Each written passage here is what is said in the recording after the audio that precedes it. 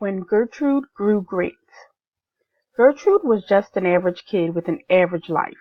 She lived in an average-sized house in an average neighborhood in a totally typical town. At home, she helped out just enough to slide by. At school, she did just enough homework to stay out of trouble. She had straight C's in all of her classes. One day, Gertrude's teacher, Mr. stopped her after class. "Gertrude," he said, "I know that you can do better.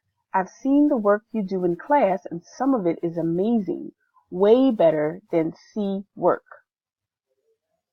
Gertrude knew that there were moments when she did try a little harder than what everyone expected, like when she put extra elbow grease into some of the dishes to make them really sparkle, or when she took extra time with her handwriting on a few problems of her homework to make it look fancy. But she just didn't have confidence in herself. She didn't really believe that she could change. In fact, she was scared by the thought of having the power to become whatever she wanted. She had done just enough to get by for so long that being mediocre was her lifestyle. She stopped listening to Mr. about halfway through and just nodded her head until he stopped. Then she walked out at an average pace. That night, Gertrude had a dream. It was 10 years into the future, and she was still living with her mom in her average neighborhood. She could not find an average job because even the average jobs were filled by above average workers, people who did more than what was expected of them. Gertrude loved her mom, but she wanted more for herself. She wanted her own place, her own life. A voice spoke in the dream. "The present is nothing more than the outcome of the choices made in the past. The future will only be the results of the choices we make today."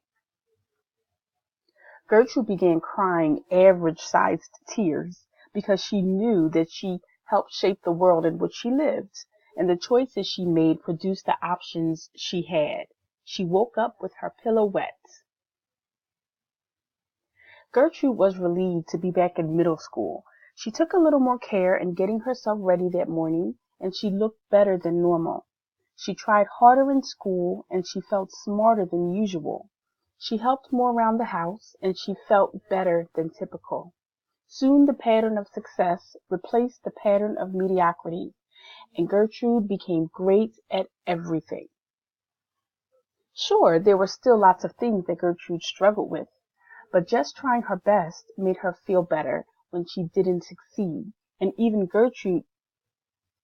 Gertrude even became great at failing by learning from her mistakes.